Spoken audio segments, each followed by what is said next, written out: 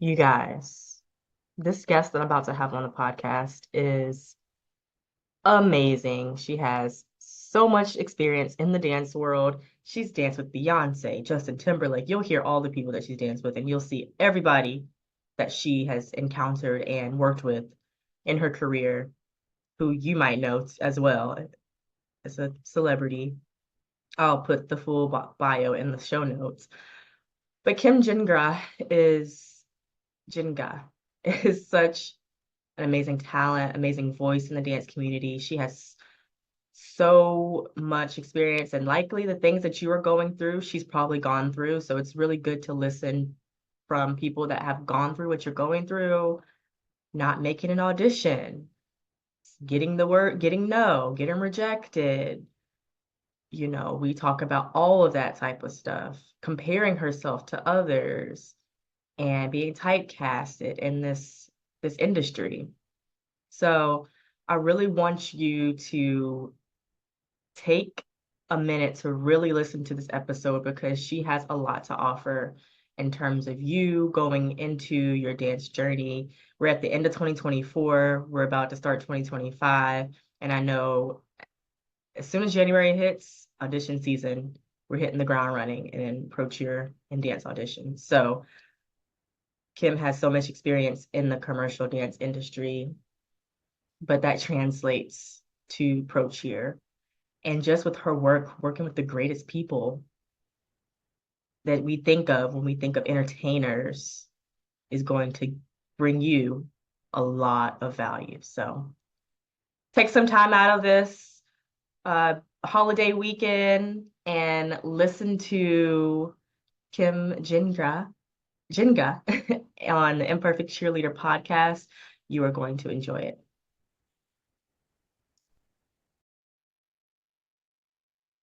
Hello, everyone, and welcome to another episode of The Imperfect Cheerleader. I am your host, Jasmine Neely, and we have a very special guest on the podcast today. You've seen her on stages with Beyonce, Jennifer Lopez, Justin Timberlake, Christina Aguilera, Ariana Grande, Meghan Trainor, Madonna, Dua Lipa, Backstreet Boys. The list goes on. Nicole Scherzinger, John Mayer, Chris Brown, Nicki Minaj, Gwen Stefani, Nick Jonas, Jason Derulo, Pitbull, Pharrell, just to name a few, You've probably heard your faves in there somewhere, but she's been on stages with all of those people. She's graced the world's most prestigious stages on programs like the Super Bowl, the Grammys, MTV Musical Movie Awards, The Voice, Ellen DeGeneres, American Idol, Dancing with the Stars, X Factor, and Coachella. She's an award-winning dance artist known for her outstanding career as a professional performer, choreographer, educator, public speaker, and TV personality. Dedicated, creative, charismatic, and inspiring are just a few words to describe this Montreal native, internationally sought after for her roles, both in front of as well as behind the camera. I could dive so much deeper into how she's spreading kindness and love around the world, but you'll have to visit her website to see the full bio, and you can also see the full bio in the show notes. She's an icon. She's a legend. She is the moment. Ladies and gentlemen, please welcome to the Imperfect Cheerleader podcast, world-renowned dancer, Kim Jinga. Oh my goodness, Jasmine, I need you by my side every day. No, seriously, your background, your resume is very, very impressive, and I'm just so thankful to have you on the podcast today. Thank you for inviting me. I'm so glad I'm here. Yes. So I want to get into, first of all, you travel a lot, and I can see that from your Instagram. And I saw that you went to Portugal over the summer, maybe, and it In looked September. amazing. Yeah. In September. Okay, so Yeah. not too long ago. Um, we're recording this in November. So I want to know about that trip. What made you go to Portugal? What tell us all about your Portugal trip. It seems like you've been doing a lot of summer travel. So let's just I start there. have. Yeah, sure. So my husband and I love to travel. We actually do more van lifing than anything. So this trip to Europe was our first trip abroad together. We've been together for 6 years now, and van lifing is just so quick and easy. We can kind of leave whenever. You don't really have to make any plans, buy any flights. It's cheaper to travel that way, but we wanted to treat ourselves. He had just turned 50 years old, and it was September's a big month. It's his birthday and my birthday, our anniversary, a wedding anniversary. So we decided to celebrate it and go to Ireland and Portugal with some friends, and it was just so beautiful. It's nice to like because I'm later on in my career now, I'm 39 and back living in Montreal after, 10 years in Los Angeles. And I feel like on tour, you get to see all these beautiful countries, but really truly for like 24 hours, 48 hours. And I had gone to Portugal to perform with Beyonce back, a few years ago. So it was nice to actually go and visit and be a part of the culture, try the foods, be there for more than a day? Yeah, that's so awesome, amazing. And I've never been to Portugal, but y'all very much made me want to go. I was like, Oh, I yeah. need to travel to Portugal, and I know you've traveled all over the world, touring with different artists, and I can attest to going somewhere for work and not really being able to explore it like you want to. So Right? I'm glad you had the opportunity to do that. And happy birthday to your husband. Thank you. Belated birthday. On your website, you mentioned that you at one point felt stuck. Um, and that when you were starting your dance career, you were training a bunch, but you weren't seeing the results that you wanted or that you dreamed of until you realized that you were more in control of your future than you were led to believe. Can you Mhm. tell us what you meant by that? Yeah, of course. I feel like there's so much to say when it comes to that. But what I want to say first is I feel like it's all this mind practice, right? And that's a lifetime practice, if you ask me. But it all started, well, if I, go back in time, I started training in dance, like taking actual dance classes. I was about 15 years old. So at this point, I feel like I'm dancing with people who have started when they were 3, 4, 5 years old. So I'm like trying to catch up. And I fell right into the commercial world and some hip hop classes as well, some whacking, house locking. Like that was sort of my jam back then when I started. And then I kind of looked left and right, realizing like, oh shoot, ballet, classical technique, jazz, like there's just so much beauty and just importance in those styles as well. And I really feel like or felt like I just wasn't up the part with what was needed if I wanted to make a career out of dance. I don't have pointed great feet. I don't have that flexibility that I wish hopefully in another life, but it just wasn't my case. And so I started questioning, do I have what it takes? And so it was a lot of just working on my self-esteem and confidence, making sure I was focusing on the right things, betting on my strengths. And this is something I do with all my mentees when I work with them. I'll ask them to do a list of all their strengths, whether it's dance related or not. And then I'll ask them to do a list of all their weaknesses, what they wish they could change. Mm. And then it's all about looking at the strengths and saying, okay, yeah, let me bet on that. Let me put my money on that. Let me use those as much as possible. And then it's also the work that needs to be done is to look at the weaknesses and say, hey, either you can get a coach, get a certification, like work towards bettering that thing, or it's a part of you. Like, let's say I have really short legs. Well, there's nothing I can do about that. I can't stretch them out. It is what it is. And it's about loving who you are just as you are because it's your whole as you that makes you unique, right? And I know it could sound cheesy or typical, but when I started these jazz classes, I was behind. Everyone's doing triples. I'm just trying to figure out my single turn. And like I said, didn't have like the technique that was needed, but I started working really hard. I'd be on the side, I'd take notes, I'd go back home, I'd practice, I'd come back. And I remember at one point my jazz teacher stopped the class and said, I just want to give it up for Kim in the corner right there, who's been working her butt off. And I want you to know that I see you. And to me, this screams out work ethic, professionalism, everything that I would want in someone I want to work with. And then from like, I feel like a few months passed and she started hiring me on gigs. And all of a sudden I was doing these professional jobs. They weren't that technical. They were more like just commercial and pop. But I kind of caught her attention with my work ethic. And why did I develop that work ethic? Because I felt like I was lacking in something.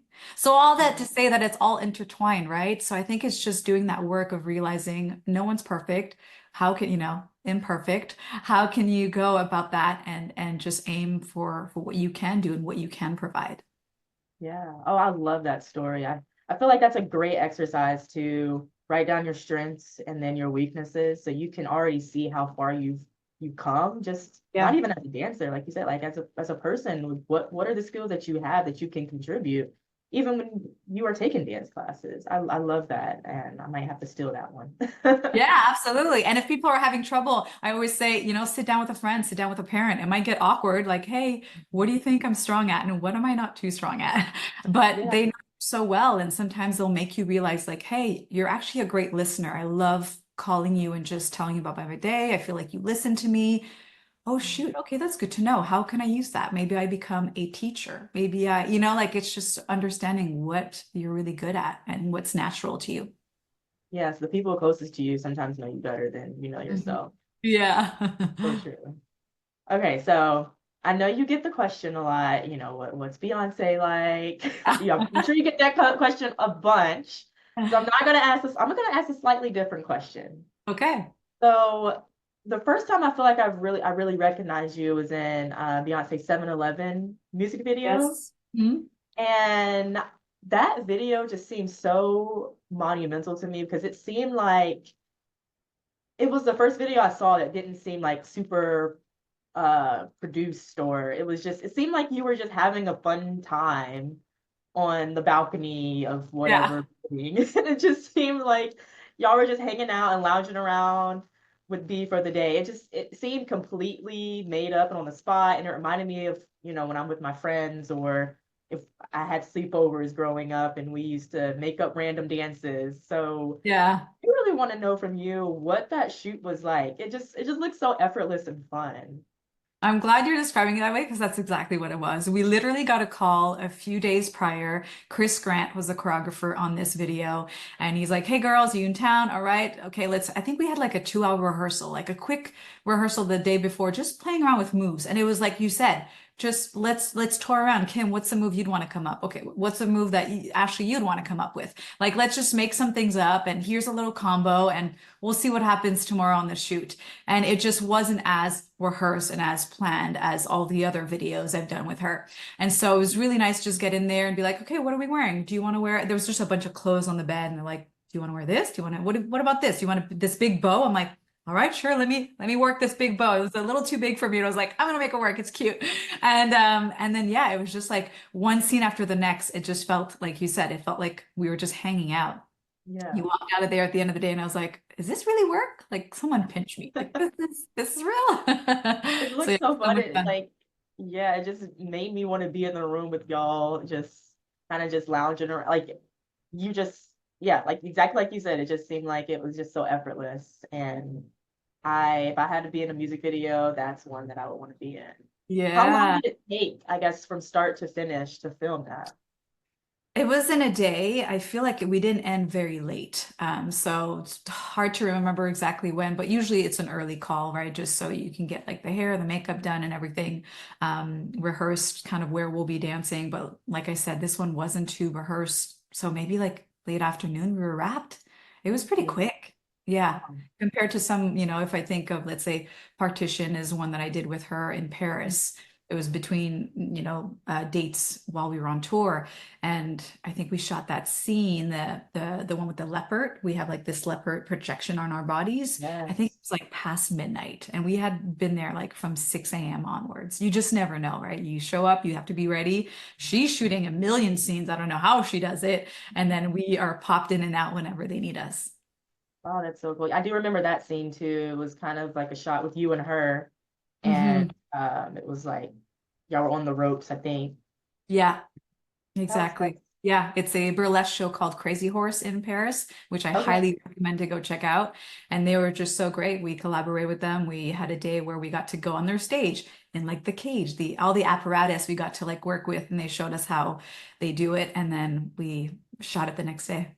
Wow, that's so cool. I definitely have to put that on my list. I've never been to Paris, like actually. I've been in the airport, but not actually. Yeah, yeah. Paris, can you put that on my list? Oh yeah, you'd love it. Yeah. Okay, well, now I have to ask the question that you get all the time. How is it working with Beyonce? Yeah, of We all course. want to I know. get it. I would ask it too. I've just been a fan of hers forever since like the Destiny's Child days. That's the music I grew up listening to, and I just saw myself wanting to dance with her, and she just did not disappoint. She is exactly the woman you would think she is. She's empowered. She's all about empowering other women around her. She's so involved. She's definitely not that there's anything wrong with artists that just come in day of and that's it, do their thing. It's just different approaches, right? But she is not that. She will be there before you are. She stays until, we're gone, and she's still trying to wrap up. She's involved with everything. She'll Mm, decide the lighting, the video, what's the audio, what's the mix, what are the moves. She's sitting down in rehearsal. And I mean, gosh, this is our job. We just dance and we're there busting our butts. And she sits down, watches it two, three times, and she's like, okay, let's go. And like she knows half of it already just by watching. She's so impressive. wow. Yeah, and she's just, yeah, she's so great. She's the type I'll always remember that. We were getting ready for tour and figuring out what the makeup and hair situation was going to be like, what the look was going to be for tour. And Mhm. she, walked up to us, and at one point she said, how do you feel you're sexiest or your best? Is it your hair down? Is it your hair up? Is it curly? Is it straight? Great, do that. Like there Mm, was no specific, like I want everyone to look the same. It just was very much embracing who we are individually. yeah, that's amazing. Oh, so Yeah. it's so great to hear that she's like, how we think she would be. Yeah. And, our worldview of her, she seems so far away from some of us. And um sometimes you don't get that, like you said, with artists. You don't get that all the time. And I'm glad to hear that she is like that. And she's such a just a legend and I know. honored. I feel like such an honor that you got to work with her. It's so cool. Oh, Um, thank you. so I typically ask people that come on like my podcast, um, their dance background. And I know how successful you are in dance. You said you started at 15, Hmm. right? And you were in a hip hop group. I saw that you won gold in that hip hop group. Yeah. And so I want to know your background story even before like dance began. How did you grow up, and what were those early signs in your childhood that remind you of what made you fall in love with dance? Yeah. Yeah, sure. So as young as I can remember, my great grandparents, my grandparents, my mom, like everyone loved to dance.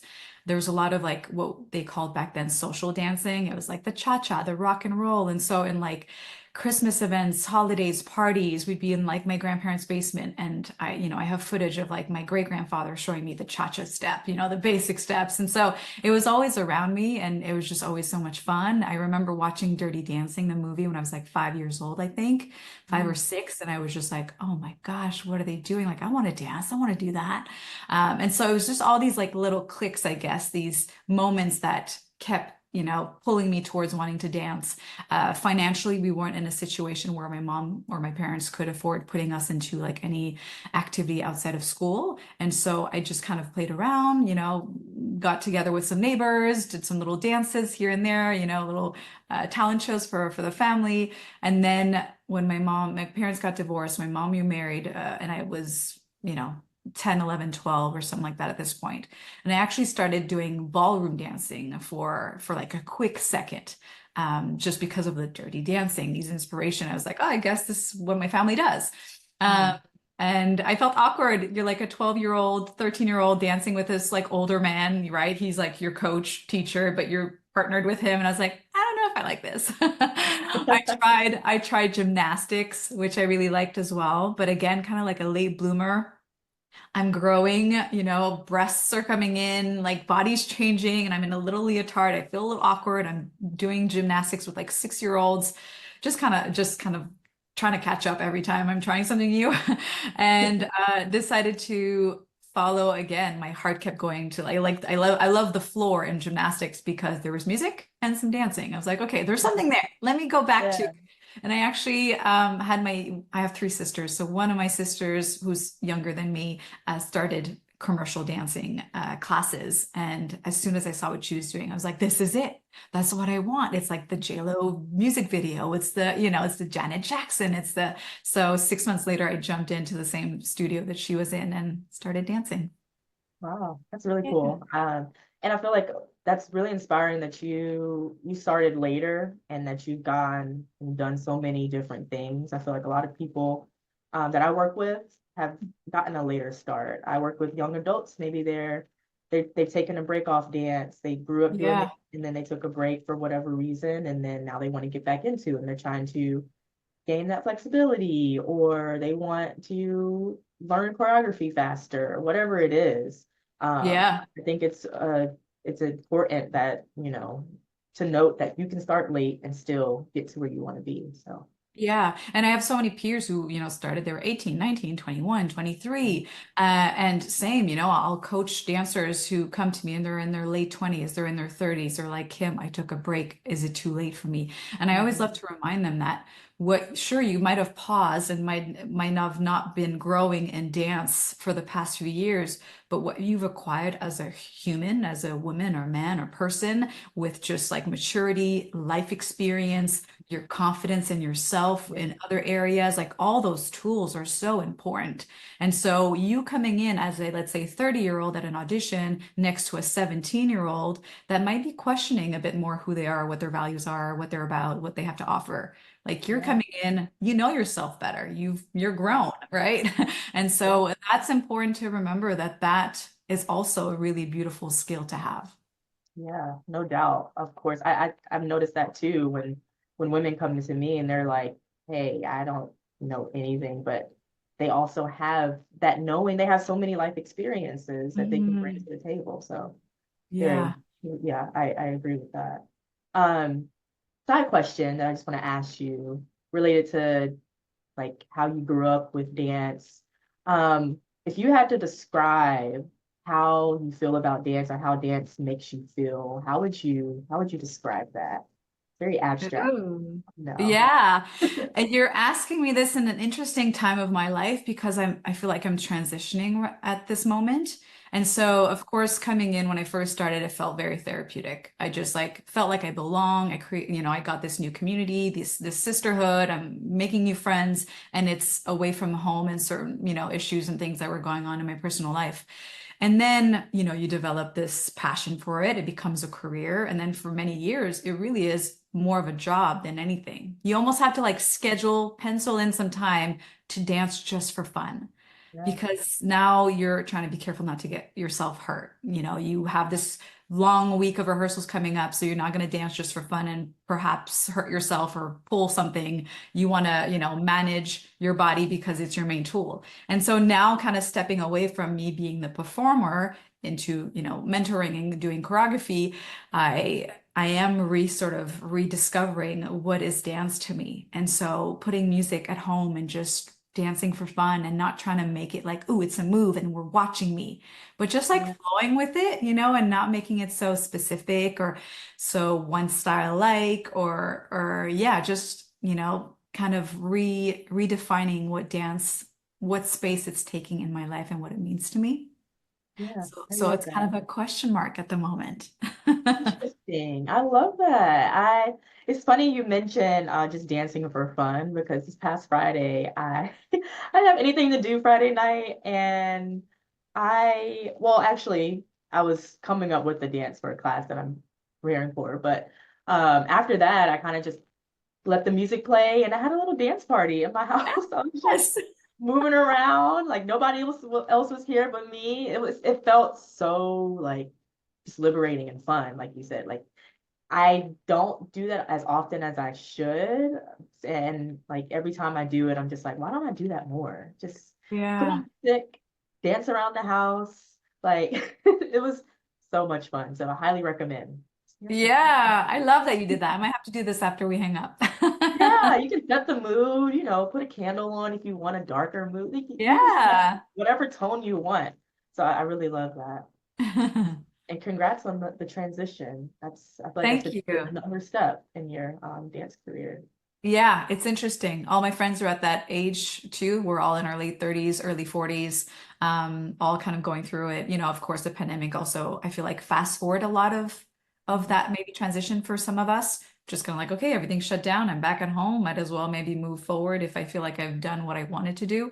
Mhm. So we're all in it, and it's very, it's a new chapter, a new adventure, and I love having that conversation because I feel like we don't have it enough. I feel like there Mhm. could be a whole, podcast topic on transitioning and what Mhm. does that look like, as athletes, maybe your heart might not be ready, but your body's saying it's the end, or it's just the reality of it sometimes. Yeah, so true, so true. So I feel like the lifestyle of making it professionally seems very cool, just from what you've described so far. But I typically hear about the sacrifice that dancers have to make on the way up, and a lot of times it takes rejection after rejection, sometimes injury after injury, money sacrifices, location sacrifices, family, friends. I don't know, it seems like your story, you've had to make some sacrifice. But I'm curious though, to get to where you did, was there a pivotal moment or person who was instrumental in your rise to being on stages with the biggest stars in the world? Like, did you have a talk with this person, or did you have a moment during a sacrifice where you came to that realization, or um, you had somebody that was there that could help you through? Yeah. I'd say my family, to be honest. I'm knock on wood because I know it's not everyone's situation to have a family that understands it or wants to support a dance career, but they Mhm. were always there for me through, I feel like one of my hardest probably chapter, which also was a very, very growth-like chapter, but I was a part of a company called Blueprint. We were together for 10 years, and unfortunately the coach behind it, my mentor for years, it was not a good situation. It was very, we're talking about abuse physically, mentally, all of Mhm. that. And I could have gotten stuck there for many, many more years. And I just remember having some talks with my mother and my family and people reminding me, hey, Kim, because unfortunately I was drilled to I was told again and again, you're replaceable. You're just one person, you're replaceable. So my confidence was just down. It was down to the ground. And so to have I remember my big sister Val saying, "Hey, like you can do this. You've got all the tools. It's all in you. It's in your heart." And then I met this dancer choreographer. She had a convention in Canada called Triple Threat Dance. Her name is Kelly Kono. She has danced for Janet Jackson, Michael Jackson, Justin Timberlake. I mean, her resume was incredible, and it's like a fellow Canadian. And I'm just like looking up to her, and I'm like, wow, this is what I want to do. And their motto for that convention was, if it's meant to be, it is up to me. And I just really held on to that. And I was like, all right, what can I do? What do I want? Am I satisfied here? What is okay? What isn't? Let me set my boundaries. Let me set my goals and go towards what I want to be doing. So, yeah, of course, if we go back to sacrifices, what you were saying, yeah, definitely. I think that's kind of like a part of it. When I talk to people my age, we talk about balance, like the balance between work and family and friends and being, me time. But if I'm being really honest, if a 20-year-old's coming to me with like, I want balance, but you want Beyonce tour, I don't know if they go hand in hand. You know what I mean? Like I think you kind of go through that hustle and that grind and that sacrifice and yep, I'm gonna miss my family's, the dinners and the parties and the birthdays and just put all of my energy into dance, into what I want to be doing. I think you kind of have to do that to get, to make the room, and you're one of so many who wants that dream. So Mhm. while you're hanging out or chilling, that person might be working nonstop. The person to your right or to your left is putting in the hours. And so to go back to that, I think there's a time in your career where you should bust your butt and put all of that energy towards your goals, have a plan of action, know what you want to do, stay focused, put your blinders on and go for it. Yeah. And to help you through that, I think it is your family or your chosen family. Who do you surround yourself with that will pick you back up whenever it's hard? Mhm. Yeah, I think that's so important to have somebody that you can lean on because a lot of people don't have that. And when you are going through an audition, a lot of people don't realize how much it takes out of Mhm. you physically, mentally, and you need somebody to lean on. So I think that's awesome that you had your family, and I think you definitely have to have that period where you hustle. It's not going to be easy. It's not Yeah. going to be easy. So I think we all have things that we want to do, and if what is it the saying what you make time for or something that I can't remember what it was. If it's like, Or like where your energy goes, or yeah, it's something like that. It's like where your energy goes, something flows or something, I think. yeah, Uh, yeah. and you know what I mean? Yeah. So I definitely, that's so great that you had your family with you along the way. And you mentioned you're in a room with a bunch of people who want the same thing, right? Mhm. So I'm sure you've taken plenty of classes in your career. But in your opinion, and those classes I'm sure are filled with hundreds of people who want the same thing. But in your opinion, in a room full of great dancers and great talent, how did you stay present? And then how did you get seen by people, by the, whoever was the judge or the Mhm. choreographer? What tips do you have on first staying present and then also being seen? Yeah, absolutely. So I think a lot of the work happens prior. And so, if you compare two dancers, let's say we were talking about Dirty Dancing before. So let's say they're doing a Dirty Dancing remake, a new movie, you're excited, you want to be a part of it. There's, let's say, one version of Kim who comes into the audition and is just like, yeah, I can't wait because I love the movie.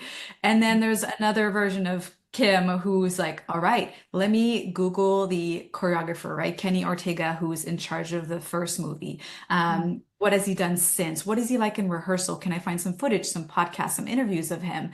Let me watch the movie again. Let me listen to the soundtrack. Let me pick my first or my two best songs that are my favorite on that album in case they say, you know what, we want a solo, pick a song from the soundtrack, go for it. Let me dust off, the mambo and the cha-cha and all of those Latin styles to make sure I'm ready. So you compare those two Kims walking into that room, who is more confident? The The one who second one. did, right? The one who did all that research. And so just that, I think it's so prescient. It's something that we tend to skip, especially when we get comfortable in the industry. Oh, I know the choreographer, or I know this person. Oh, yeah, I've heard of that thing. Let's go. But it starts before you even get to the audition. Do all of your homework, do all of your research, take the time to pick the outfit that feels really great for you, pack everything that you need in your bag, and then show up there feeling so confident. I'm throwing some ideas and thoughts your way, but I actually have a few free guides on my website if ever your listeners want to. One on what's in my dance bag, everything that I put in there before an audition and before rehearsal, and then also 6 tips to stand out in an audition that help. One being, actually, that one is not on it, but let me share that one with you as an extra one. Planning your sign up. So people don't talk about this a lot, but if you're coming to a big audition, like a cattle call, there are hundreds of people, you're probably going to get a number. And how it works is, which I know you know, but let's say for your listeners, at the end of the day, when everyone is learning the combo, they'll divide you into groups. They'll probably say, 1 to 10, then 11 to 20, and, into smaller groups. If you know yourself and you know you need more time to learn the combo, to go over it, maybe you're a slow learner. If you show up and you sign up right away and your number is 2, you're probably going first and you didn't get that extra time. So you show up on time, right? You are prepared, you're on time, you're professional, but maybe you don't go to the table just yet. You wait to sign to be number 50, Mhm. 70, 80, and then all of a sudden you're layered on in the groups and you have that 20, 30 extra minutes for you to rehearse it, to review, to observe, to see what's in the room. And then if we do the opposite, maybe you're someone that like you just get into your head, you get nervous, you start realizing like, oh my gosh, am I forgetting the combo? I just need to do it right now. Then yeah, make sure you're extra early so you do get that number 1, 2, 3, 4, 5, and you can dance as soon as possible and get it out the way. So it's Yeah. those little things and those little details that'll make a big difference with how confident you're feeling. And then I think once that, you turn that sort of Sasha Fierce, that alter Mhm. ego on, we will spot you in a room, whether you're in the front or on the side, we will feel your energy, we'll be excited to watch you dance. Yeah, it's interesting you say that, and the auditions and the way how you show up is what number you get. Sometimes I feel like in pro cheer Yeah. dance auditions, it's by like the last name. Oh And yeah. sometimes you don't sometimes if you mean if your last name starts with an A, then you know you're going first. So how Right. and if your last name starts with a W, then you know you're towards the end. You have to wait. So I guess in that instance, how would you say like somebody would prepare if they're, you know, Yeah, for used to sure. that? And so, okay, so let's say coming in, well, of course, when you come in early, you feel like you're not stressed, you've got everything you need in your bag. I would I would focus on protecting your energy. So if you're someone who feels like if you're focusing too much on what's about to happen and the day is stressing you out, and auditions can be nerve-wracking for sure. And so maybe for you, it's to relax by talking to a friend and just chit-chatting about other things than dance, then do that. You go in the corner, you meet your friends, you say hi. We often see friends we haven't seen in a while. But if you know you need to zone in and you actually, if you start talking to people, it takes you out of your like game mind, then do that. Don't feel like you need to say hello. You need to be the best friend. You can totally put your headphones in, find a Mhm. corner, start stretching, and just be in your zone. So I think auditions are so important, right? They're just so far and few in between. We're always looking for like, where's the next audition? So when it does come, take it so seriously because there aren't that many. And so don't be Mhm. afraid to put your boundaries and set your rules as to what helps you. So that's what I would do. Personally, you'll probably find me in the corner. I'll say a quick hello, but then I'm in the corner like stretching and doing my thing. Yeah. And then I do like to go into the front of the room as much as possible when they start teaching, just so I can properly see what's happening. And then once I have like the gist of it, I'm like, okay, I can go to the back and rehearse it and whatnot. But it often happens that it's just not the case, right? People set up at the front before I did, and then I'm in the back. And Yeah. I'll really hold on to like good energy around me. So I'll make sure I am next to maybe a friend or someone I feel like is focused and is taking it as seriously as I am, and I feel their vibe. And so all of that, I think throughout that hour, 2 hours, 3 hours, if let's say you don't have control of what group you'll be in, at least knowing who's around you and feeling good about that, not being afraid to ask someone a question if you need help, and then hopefully you are by people who are down to help you. I think that makes a big difference. It gets you really comfortable and at ease before the big moment happens. Yeah, protecting your energy, that's so important. And everybody's Yeah. different in how they do that. So Yeah. such good Yeah. advice. And then on the other side, now you've been a judge before. Mm. And so what are some of the biggest things that you would say instructors or judges look out for, or maybe in your experience, what you would look out for? Yeah. I think the obvious that most people will say is like, I'm looking for a star, right? We want the energy, we want the presence, we want the dance, the moves. But I want to add to that when we give specific notes, because it's something I've noticed a lot when I'm teaching around different studios or conservatories or whatnot, is let's say in an hour and a half class, I'll mention a few details like, okay, these hands right here are fists. This, I want you to get low to the ground right there. And most of the dance will kind of pick up on what I just said. And as the class goes, and as I'm giving you more and more choreography, when it's time at the end to just do it full out in groups, all those details go out the window. And Mhm. those are important. If a choreographer is naming the hand, the arm, the level, the angle, they want to see it. I think that's a true test right there because this industry moves so fast. I mean, in general, depending, if you do company work, you might have a few weeks to get a show together or months. But in general, when we're talking about, tours, music videos, TV shows, it's quick. You do the audition, you get booked that night or the next day, you're in rehearsal for 4 hours, maybe eight, and then you're on stage and it's showtime. And so we don't have the luxury of repeating ourselves three, four, five times. Yeah. Natasha, I said your harm. Natasha, I just said you don't Mhm. have that luxury. So for me, picking up the details that are mentioned is a big yes. This is what I'm looking for. I know I can trust you. And then also I would say if you do mess up, super normal. We forget a part of the choreography. It's what you do with it, right? I think we all know this.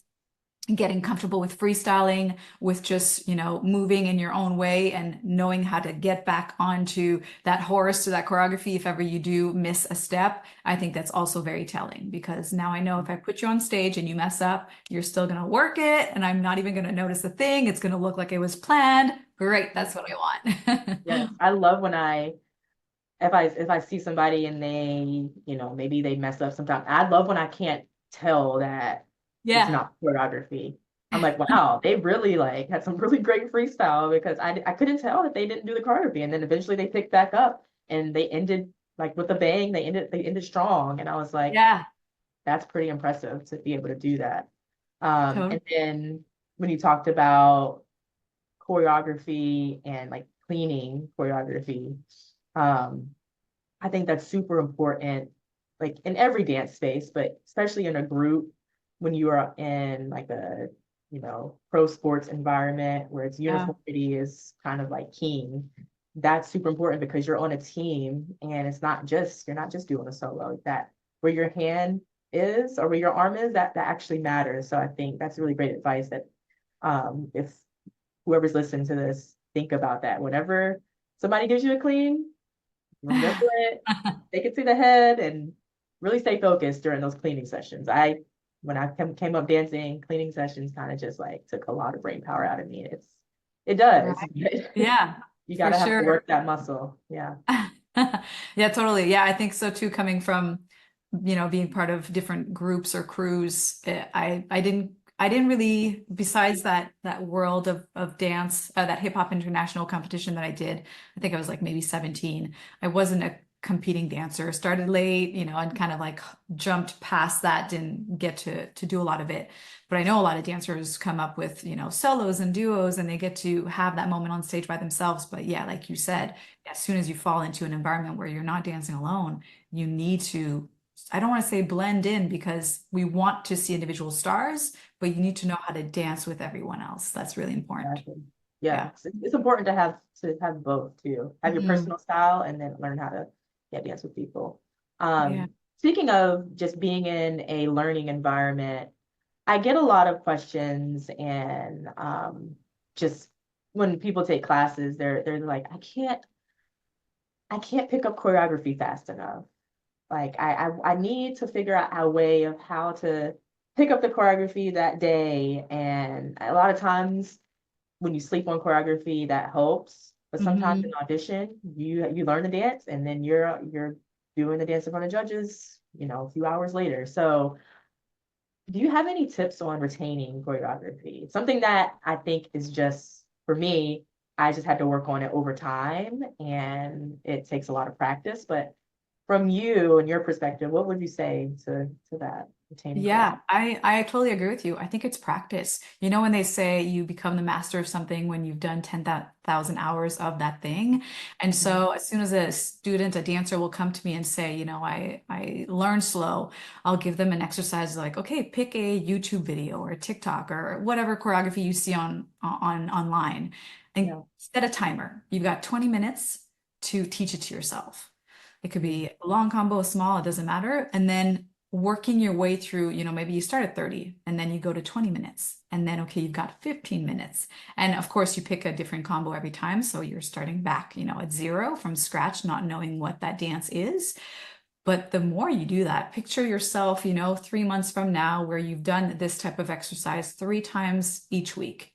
And so at this point, you keep training your brain to have no choice but to sort of pick up in general. I think it kind of went there. Okay.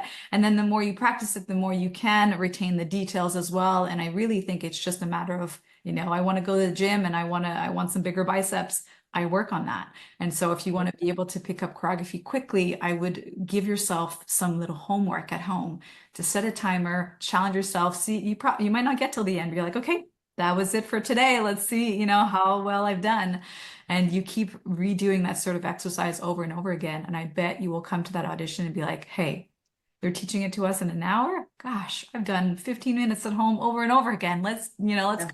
I feel good Yeah. because I it's love just that. it's so part of your mindset too, right? Yeah. Again, this exercise will help you gain more confidence, and then you show up to that class or that audition and you're like, I can do it. And instead of psyching ourselves out, which we're really good at doing too, like, "And it's not going to work. I'm not going to know. I'm going to forget it." And so you're coming in feeling more confident. I love that. And a TikTok these days is such a great platform to do that. It's such Yeah. a Yeah. great You'll platform to find, pick one and then learn the choreography, set a timer. I love that tip. I'm gonna have to take that and do it myself. I mean, I do TikTok sometimes, but for other people that are yes. worried about learning choreography fast, then that's a really good tip. Use TikTok, ladies and gentlemen. And YouTube. There's so many platforms that you can practice. Yeah. Um, when you were auditioning a lot, I guess can you tell me about a time that you were very, very nervous and you just the nerves just kind of like you didn't know why you were very, very nervous and or maybe you didn't know why, but how did you overcome that nervousness? Because I feel like a lot of times that nervous energy can get the best of us. And I always say that when you're nervous, try to think about like serving someone else instead of just it being about Mm. yourself.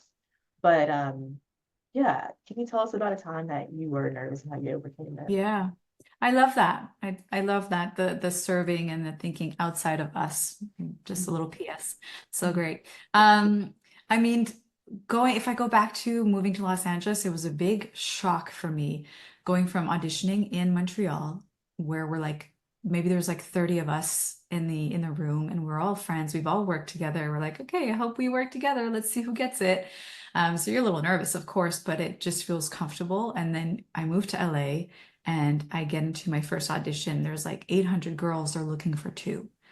It was a whole other scenario. I'm like, oh, this is a new reality for me. And so, of course, the nerves kick in. And there's this thing which I don't know if they would have those in maybe in pro sports team dance and cheer auditions where they do typecasting. I feel like Mhm. probably not, but Is that like where they want a specific like so they'll have it'll be open for everyone. And so when hundreds of people show up, they don't have time to see everyone dance. So they'll typecast. So they'll have everyone line up in the room, and the person in charge will walk by, look you up and down, and then get to your ear and say, please stay or no, thank you, you can leave. You haven't danced, you haven't talked, you haven't done anything. And they're really basing it off of just how you decided to dress yourself, do your hair and makeup that day. You're casting. right? And so that was a harsh reality for me when I got to those big auditions and I would stay in line and be super nervous, look to the right, look to the left. I was like, oh gosh, she's got beautiful, gorgeous long legs. Oh, her hair is beautiful. Why does my hair look like this? I shouldn't have worn that. Like I was so in my head. And Yeah, just from my posture, you can kind of tell I was just like around it and not confident, playing small. yeah, And, of course, there's cuts after cuts, didn't make it very far in the beginning and would cry calling my mom, what did I do moving to LA, giving up my career in Canada. And then I kind of had to snap out of it and be like, Kim, you have to be your biggest cheerleader. You have to be your best friend. If you don't believe it coming into the room, how are they going to believe that you're the person they should choose? And it really is just a matter, again, it's a lifetime practice of how you speak to yourself. The stories we tell ourselves, we will believe, right? There's no filter. There's no like little brain police. Like, are you sure, Kim, you want to say that you feel you're fat or you look fat? Like, it's just, yeah, that's what you tell yourself. That's the story. And so I really had to start working really hard, like with journaling and meditation, affirmations, writing beautiful, powerful sentences with my lipstick in my mirror, like just surrounding myself with positivity and always going back to like, Kim, you've got this. You did not, do all the work and the sacrifices and the money you've spent and the work visa you had to get and moving to another country, leaving everything behind to come to an audition and play small. No, yeah, no, no. Go ahead and use up the space, be yourself, shine bright. And if you know what, if that door closes, another door will open. Because the reality of it is, we can book all the jobs. You can't be on every team. You mhm, can't. And so your time will come. Trust the process. Keep working really hard and showing up to your fullest. And that's how proud you can be. You walk away and you're like, okay, I personally gave everything I could. No mhm. regrets. then at the end, it's up to them. It's up to, am I the typecast they were looking for? Do they already have a redhead or not? Like it Yeah. isn't, I'll trust life and see what happens. So it all kind of comes back to the way you talk to yourself, I think is what I would say to that question when it comes to being nervous in an audition. Be your Mhm. best friend. What would you want, or what would you tell your best friend? We're so quick to be able to comfort someone and tell them they look pretty and they're incredible. And then as soon as we get a compliment, what do? Oh, what, that shirt? No, no, it's okay. No, take it. Yes, Yeah. thanks. I look great. You Yeah. know? So yeah, it's being that best friend to yourself. Yeah, I love that. And just to go back to the typecasting, I don't think it's as explicit as it's done in, I guess, the commercial dance industry. Yeah. Yeah, in like in the pro sports dance and cheer world, I think it's done a little bit more behind the scenes. I don't know if you how familiar you are with pro cheer and dance, or if you've seen like the DCC Netflix documentary. Uh, Yeah. but I think on there it kind of plays out with like the coaches behind the scenes saying, well, her eyebrow looks like this, and it's like Hmm. the little nitpicky things, and maybe even when you're on the team, sometimes you're picked out for small things like if your stomach or your arms or your legs, it's Yeah. something you have, like you mentioned in the beginning, you have no control of. I remember in college, I was on a dance team and our coach told a girl she had small bones. It was a joke for like the whole year, but she didn't know anything about her small bones. It's yeah, it's just to say that like the typecasting, that can really, I can see how that can take a toll on you, but it's all about Hmm. how you talk to yourself. And I love the journaling aspect and everything that you said there. It's really important. And then the mindset is super, super important. We don't Hmm. talk about that enough. Yeah, yeah. So it seems like in the dance industry, you kind of alluded to this earlier, and I think it's kind of maybe a misconception, or maybe it's real. But I want to hear your thoughts on starting late. And it seems like there is a time limit to be in the dance industry and to fulfill that dream. And the older you get, it seems like, or some people may think that it's less of an opportunity for them.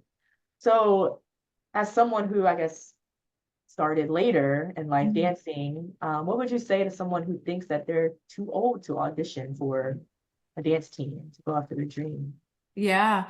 I think it depends on what you want to be doing specifically, just in general, like if we're talking to all sorts of dancers, Mhm. because, I'll be on set for a TV show, let's say Jane the Virgin. I don't know if you're familiar with that show. And it Yeah. has stopped now, but they had many seasons, and we're doing this like country line dancing. She's in a bar, and the two main actors are dancing, and we're just all country line dancing behind her. There's people my age, then there's a couple that are in their 60s, but we're all dancers. Mhm. And so when you think of movies, TV shows, and I'm sure now people, listening are the next movie they see with a flash mob breakout, they're gonna be like, oh my gosh, the waiter who's like looks like he's 50 is also dancing. Yeah, we Yeah. need to cast someone who can move for that. Yeah. So so I think it's maybe thinking outside the box, right? If you're a little older and you're thinking, I really want to dance for Ariana Grande.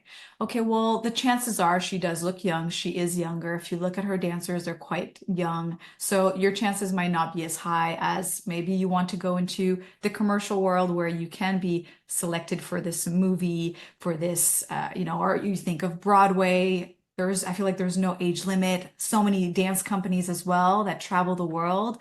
I have a lot of friends who are in companies and they're in their 40s, 50s, and they're still rocking it. And Mhm. so I think it's more questioning what's the nature of the jobs that I want to be doing. Then it's how much time do I have to invest into it? Because yeah, it won't be a walk in the park. You might have to like roll up your sleeves. Okay, I've got a few years, to rush into that I'm missing compared to my competition. But if Mhm. you have the drive and you have the work ethics, you're surrounded, you've got some good mentors or coaches, your friends and families are supporting you. I think anything is possible. I'm definitely, for those who know me really well, I'm all about dreaming big and going after it and trying the impossible. Because why not? If me, why not you? Go for it, give it a try, and see what happens. And sometimes these beautiful doors will open up that you didn't even imagine or didn't know existed. And so while you're going after this specific audition, all of a sudden someone saw you in the audition. You didn't get that job, but then all of a sudden you're getting reached out to, hey, I spotted you. You actually would be great for this music video that's coming up. And all of a sudden, what are you doing? You're dancing. You're doing what you love. Maybe it wasn't the version of what you imagined it would be, but you get to do what you're passionate about and you get paid for it and it's exciting, you know? Yeah, maybe sometimes it's even better. Yeah. She said when one door opens or one door closes, another one will open. Yeah. I auditioned for Beyonce many times before I got to work with her. My Mhm. first audition, I was still living in Montreal. I was, I think, 21, 22 years old. Went to New York. It was a big cattle call. Everyone was there. I'm like giving it my all. It felt like I was part of a movie scene. I'm like, oh my gosh, this is exciting. Frank Gatson is there. We're learning the combo. Then we're all doing it in groups. And then he's cutting people. And I actually ended up getting kept. But I'm so green at this point. I didn't know what the industry was all about. I already had bought my bus ticket back home. I had to go back to work. And so when they said, "Oh, please stay for the next round tomorrow," I was like, "I can't. I have to go back to work." And so they put me on tape. They're like, "We'll get back to you if we want you." Never heard back. That was my Oh, first snow with her. And then years later, I moved to Los Angeles. I'm 25, 26 at this point, and I hear of an audition, and she's coming back after having her first baby, Blue, and she's making a comeback, and they're looking for 10 girls. And so I go there, I'm auditioning. I get through the first round, second round, third round. At the end, there's 14 of us left. And I'm giving it my all, and I feel confident. And I'm just like, okay, one by one, go. And they're filming us, they're doing all the things. I walk out of there, I'm like, okay, I think this is mine. I reach out to my agent all week long, any news, any news? And she ended up getting back to me and she said, sorry, Kim, you're one of the four who did not get it.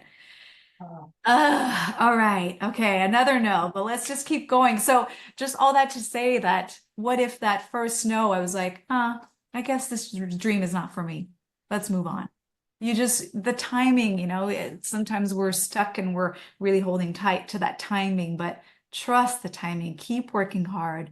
I observed, I pull up my sleeves, I go back to training and please don't give up. If you're waking up in the morning and that's what you want to do and it's in your heart and you really, really believe it and it's just it's that fire inside, please follow that.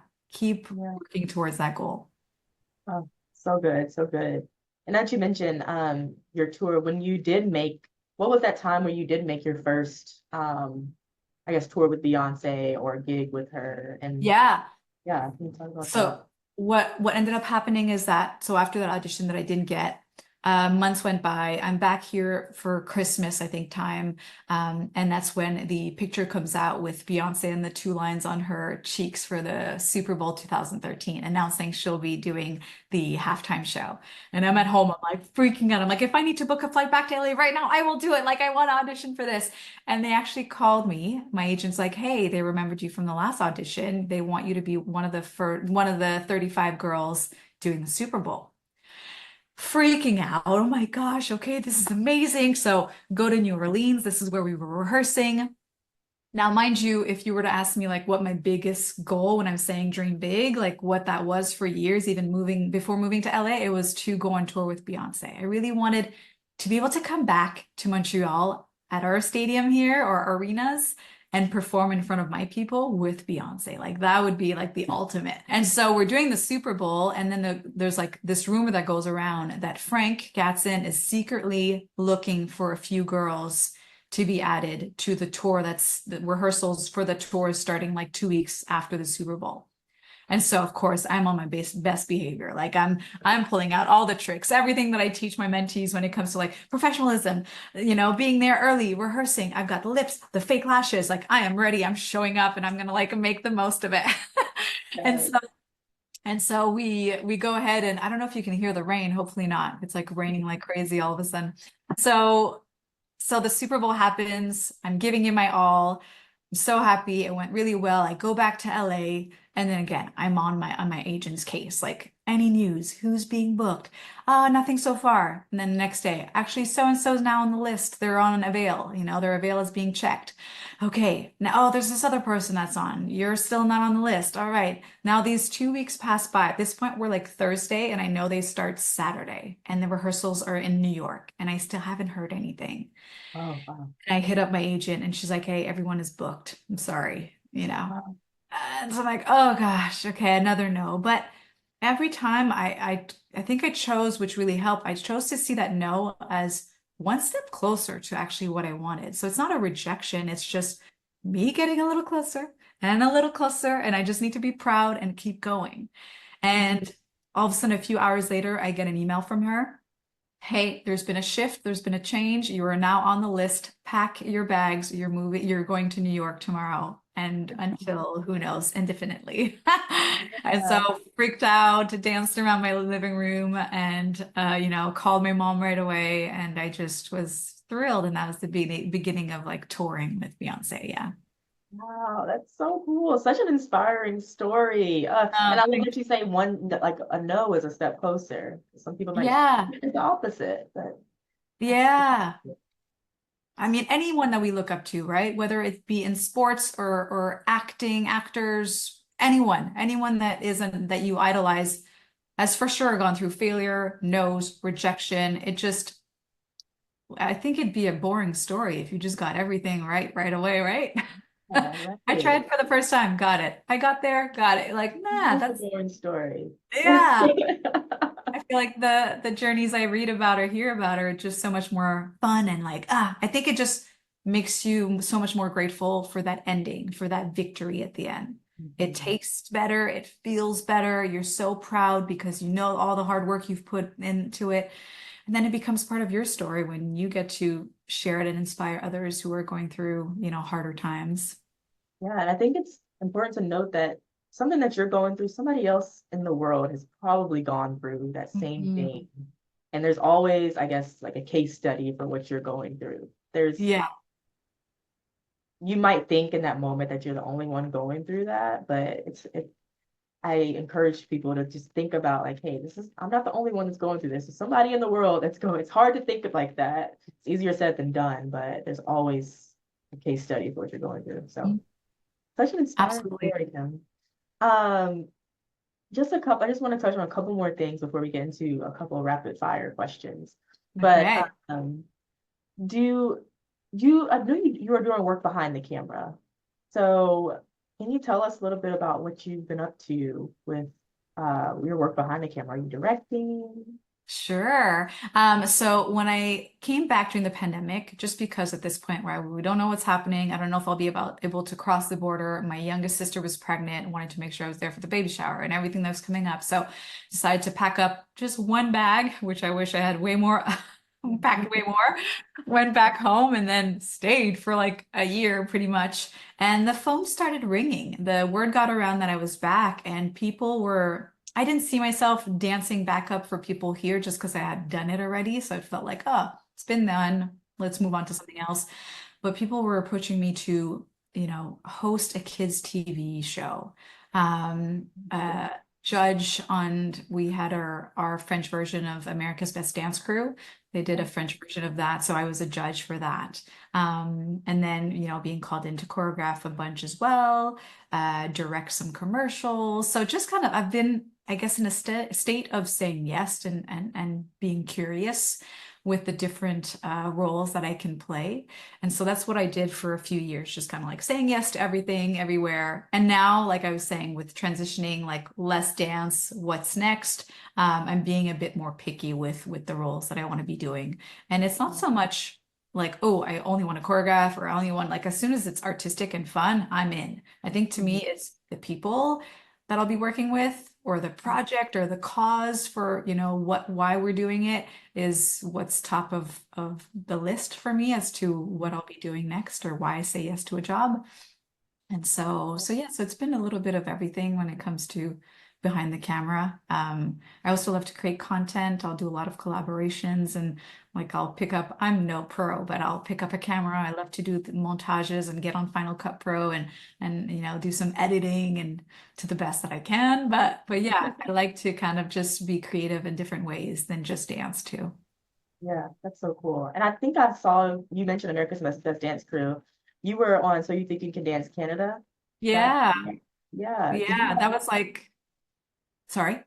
was how many seasons did you do? Did you just do, is it just one season that you can So do? we had 4 seasons total in Canada. Unfortunately, they stopped Okay. after that. I think it just cost too much. But I was on the second season.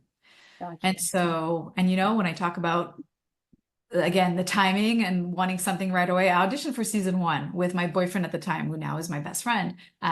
He got it and I didn't. And it was harsh. It was like, I'm celebrating you, but dang, I really wanted to be on So You Think You Can Dance. I had seen all the American versions. I was like, this is for me. So of course, cheered him on, voted for him, kept working behind the scenes. If there's an audition for a season two, I'm going to show up and give it my all. And then I went and I did get it. And then when you do the show, it's actually in Toronto. So it's a province over. And so I'm living this in an apartment and we're paired up with other dancers. And I was paired up with this dancer I didn't know from Ontario. Her name is Mel Ma.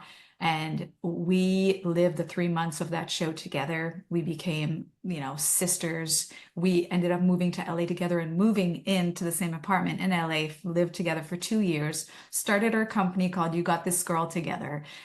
We've been at each other's weddings. I mean, this is like a sister of mine. And so when I go back in time and I think of like, oh, I didn't, if I really had it my way, it would have been season one. But if that was the case, I would have never met Mel. And I wouldn't have gotten everything that unfolded from being able to live with her for those 3 months on season two. And so, life just works in mysterious ways. And sometimes we don't get what we want right away, but it's for a really good reason. Yeah, that's so inspiring. Oh, with that, that's amazing. And Mhm. your story is just so inspiring. I wish I could, listen to you. I could listen to you all day, basically. And I have gotten so much out of this so far, so I know a lot of people will as Well, thank well. you. I do want to transition into some rapid fire Yeah, kind of let's do dance that. theme questions, just to close us out. And so I'm just gonna say your favorite blank, and Okay. you'll spit it out. And if you want to elaborate, you can. If you don't, Okay. then it is rapid fire. But a lot of times people end up explaining, which is great. We love stories, right? Okay, so here we go. Your favorite travel destination? Oh, favorite Iceland. It's actually not work related, but I absolutely adore Iceland. It's like a million planets in one, and I recommend it to everyone. I've heard Iceland is amazing. It's Yeah. never never somewhere I've thought about going, but it's on the list. So I saw on your website that you like dad jokes. So what is your favorite dad joke? Oh my gosh, I wish I had one on the spot. I feel like I don't. My husband is just really into dad jokes or just will always crack something here and there, but I feel like I'll have some French ones in mind. Shoot, I'll have to pass on that one. There's nothing that comes to mind. That's fine. That's fine. We can come But back to it later if all you want. that to say that I'm an easy audience. If you crack any sort of joke, I'll probably laugh. That's great. I love that. Okay, your favorite artist to work with off stage and on stage. It can be the Ooh. same person, I guess. I have multiple. Like obviously Beyonce is up there, but I want to give, a few other shout outs. Nicole Scherzinger is absolutely incredible. Mhm. I've worked, she's like the gift that keeps on giving. I've worked with her throughout so many years and she's so great. Megan Trainor is also one of my favorites. Her and her family, it's very much a family affair, right? Her mom is involved, her dad's around, her brothers work with her, and she's always been just so welcoming. The whole family really is. But yeah, I feel like I could go on like Dwayne Johnson, The Rock, was so cool to work with him. So just it's nice as soon as you work with artists who respect and really appreciate dancers, it kind of really, warms your heart. Yeah, that reminds me of Missy Elliott. I know she shouted out dancers before at award shows. I'm not sure if you ever worked with her, but I I feel like she's haven't. one of those artists that really appreciate dancers. Yeah, I heard her last tour is incredible. I haven't seen it. But that, yeah, she was shouting out every dancer. Some of them, it was her first tour, and she was giving them lots of love. I love that. Yeah. Justin Timberlake too. After I did a music video with him, I received a bottle of red wine and a personal note signed Oh, by him saying thank you. Loved your work, love working with you. I'm like, oh, it's those small little actions. They're just so great. what was that? What was the music video? Filthy. It was Oh, like a robot, and there's like maybe six of us dancing around, I and love that song. I'm gonna have to go back and yeah. watch that one. What has been the most surprising thing that you learned about the dance industry? Ooh, surprising. Shoot. Not very good at this game, am I? Take your time. What is the most surprising thing I've learned about the dance industry? What I thought was really hard and surprising was how you always have to prove yourself. There are no tiers. It's not like, oh, I've been in the business for 20 years. You always have to prove yourself. I remember after coming off tour with Beyonce, I ended up doing, I think it was like a bar mitzvah or something, like a small little corporate event. And so there's no like, oh, once you're at the top, there you are, there you stay. You always have to prove yourself. And so that I thought was pretty surprising when I first started. It keeps you humble, that's for sure. Yeah, that's so true. So true. Every audition is like a new clean slate, right? Yep. Yeah, you might have worked with the artist for years and they might re-audition you. Mm, Mhm. that's real.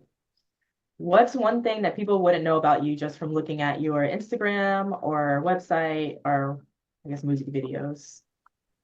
I'm addicted to chocolate. Oh, wow. I love chocolate too. Uh, I've heard that it's bad for your allergies, and I have really bad allergies, oh no. but yeah, Like all year round, or are they seasonal?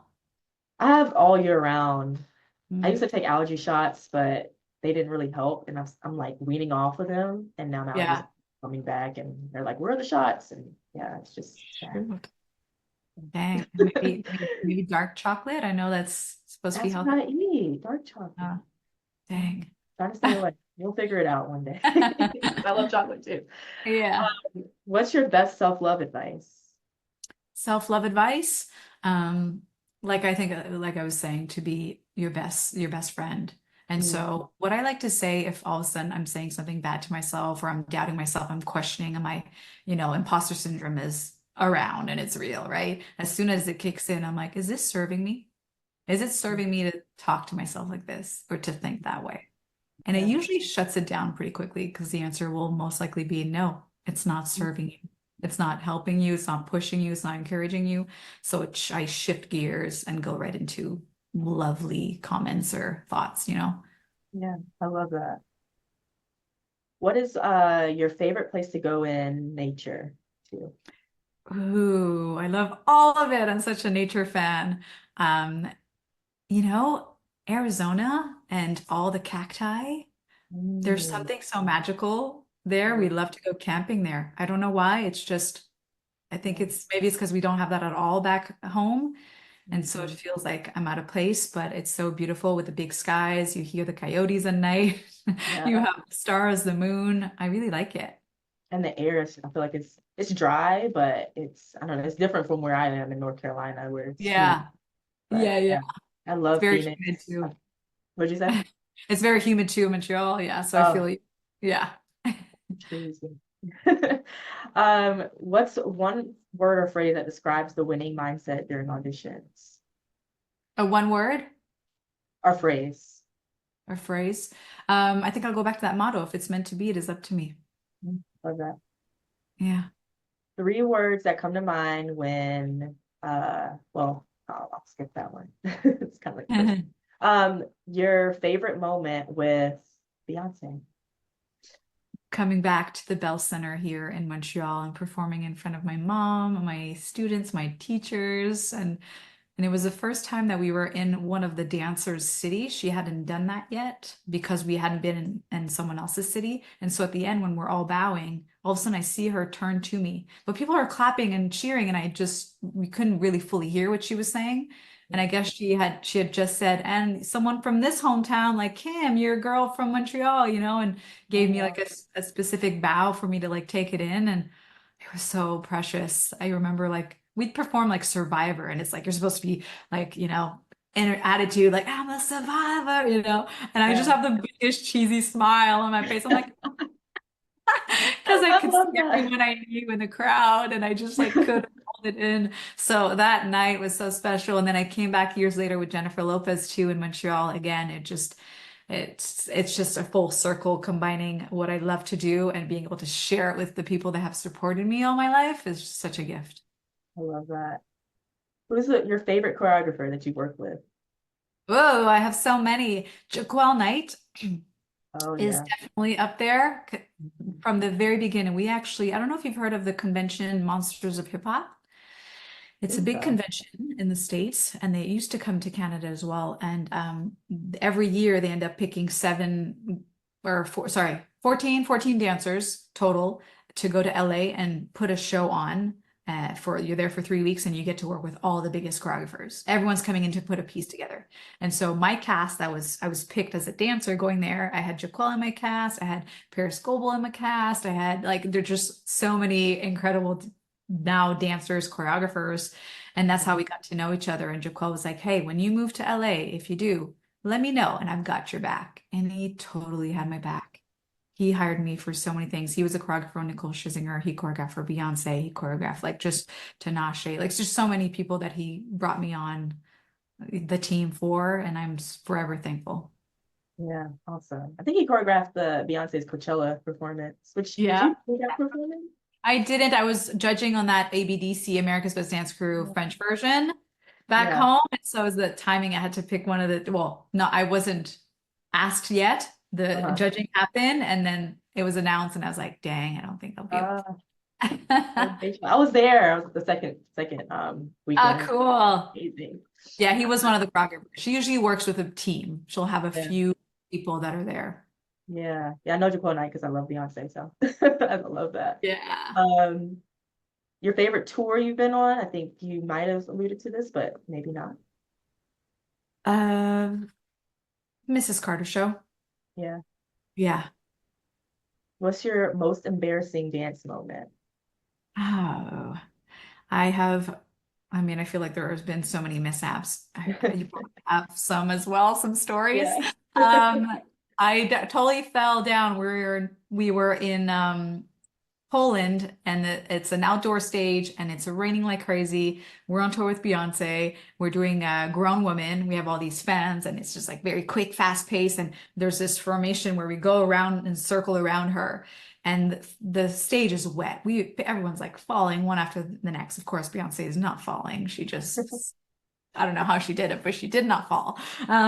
And we're doing that move, and I go to circle around her, and I fall right on my like hands and knees. But then the next move is everyone shifting over on the stage, and I'm in her way, so I'm like kind of like on all fours, trying to back up and be out of her way, but also get back up and grab my fan. Like it was just I'm sure it was just a few seconds, but it felt like an eternity for me. Yeah. Oh God, yeah. It always feels like an eternity when you Yeah. do that. What's your favorite music video that you've been in? Below is definitely up there with Oh Beyonce, yeah. Below with the roller skating, and that was really, really fun. You were right beside her, I think, in the yeah, in that ice skating, not ice skating, roller skating scene. Yeah, Yeah. yeah, yeah. So funny. Yeah. I love that music video too. Best hair and makeup tip for dancers. Tip Hmm. to practice and to bring everything with you, even if they will have hair and makeup on set. You just Hmm. never know whose chair you're getting in. And there's a polite, respectful way to do it. I wouldn't after get up and go redo my entire face. There's a reason why they're there and there's a look to follow. But I will, I won't say often, but I will sometimes zhuzh it up and you know your face best. You know how you want your brows, you know how Yeah. you want your lip lined. And so to have your little sort of, fix me up kit with you, I think is really important. Yeah. So important. Favorite sports team or pro dance team? Oh, I think I'll have to go with the Alouettes that we have here in Montreal because it's where I'm from. I love that. I have a few mentees on there too, so it's cool to be able to support them and Okay. watch them go. What are they called? The Alouettes? Yeah, Alouettes. Nice. Yeah. If you weren't dancing, what would you be doing? I studied in physical therapy in university. I quit halfway through to dance, and so I feel like maybe I would have continued that. I really liked anything that had to do with the body and helping others. I've Mhm. always loved kids too, so maybe a daycare of some sort or working with kids to some level. Yeah, love that. And the last one, I think, is what exciting things do you have going on these days? And where can people see you or follow you on your journey? Well, thank you for asking. I actually am about to reopen the doors. I open them once a year to my program, the Professional Dance Career Course. And so that's coming up. So it's always in January that the doors open.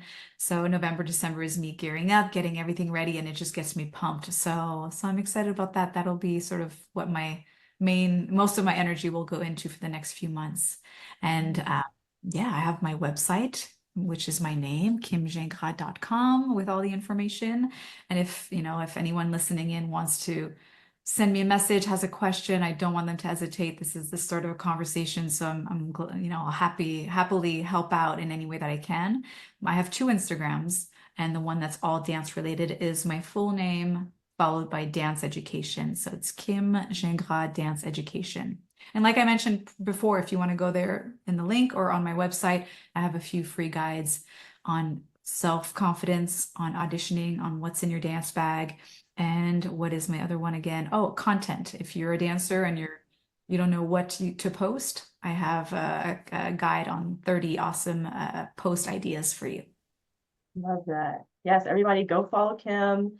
Check out our website. It's amazing. You do have like a dance reel on your website, I think, and it's Yeah, maybe a compilation of like a lot of the things that you've already done and so cool. thank I you. just love it. And I appreciate you for coming on to the Imperfect Cheerleader podcast. Definitely. I think there's so many good things. I took a lot of notes, so many like key moments and key takeaways that I think are going to help a lot of people. So thank you so much for coming. Thank you. And like I said, I think we weren't recording yet, but I just want to say it again. Thank you for inviting me. Thank you for everything that you do. It's so generous of you. I feel like we need a million more Jasmines with just the way that you share what you share, your tips, your advice, you're there for the community and it's important. It's beyond dance. It's your health, it's your mindset Yeah. and just taking care of the person as a whole. I think it's just so beautiful. So thank you. I'm very flattered that I got to have this conversation with you today. Yes, likewise. Thank you so much. I really appreciate You. it.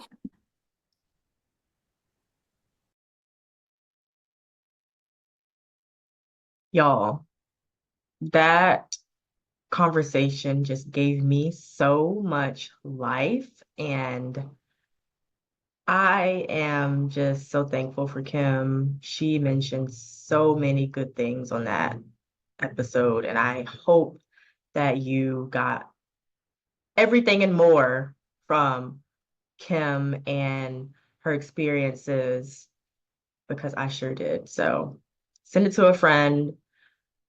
Please leave a review if this has helped you in any way. But first, I'm going to talk about some takeaways. Okay. So, number one, list your strengths and weaknesses to help you focus in on what you're good at first, and then what you need to focus on. So, number two, a pause in your dance career isn't a bad thing. An older dancer is a more mature person and a dancer. Dance for fun sometimes. You don't always have to dance for a specific reason. That's number three. Number four, if it's meant to be, then it's up to me. Number five, it always starts before you get to the audition.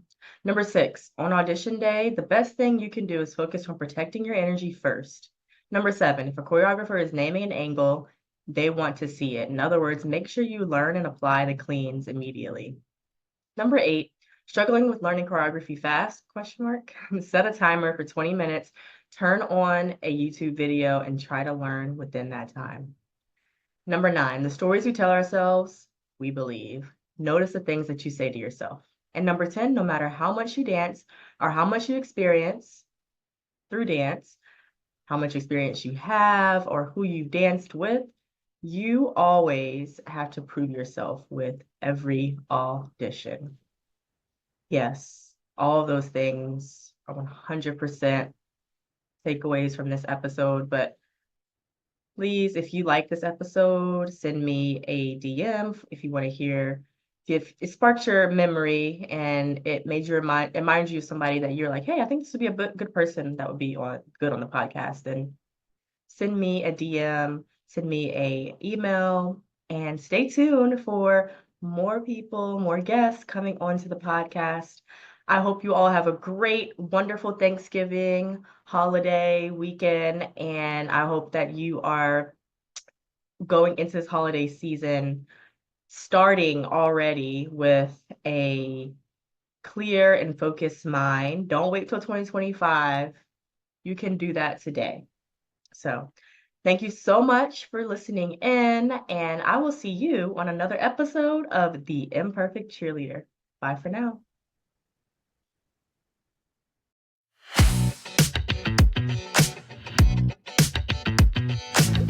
Thank you so much for tuning in to the Imperfect Cheerleader podcast. Taking the time to listen while you're busy with all of life's responsibilities means the world to me. If you enjoyed this episode, here are a few ways you can support ICP. Number 1, hit the subscribe button so you always get newly released episodes and never miss them. Number 2, take a screenshot of the episode you listened to and tag @theprofessionalcheerleader on Instagram. We love to repost your tags and shout you out in our stories. Number 3, write a review. This is the best way to show your support for the podcast and helps us bring on even better guests, interviews, and topics. I hope you have a wonderful day, morning, or night, wherever you may be, and are continuing to work towards your goals of becoming a professional cheerleader, dancer, or just someone who loves to move. I'll see you later on another episode of the Imperfect Cheerleader podcast. Remember, stay frosty, friends. Toodles for now.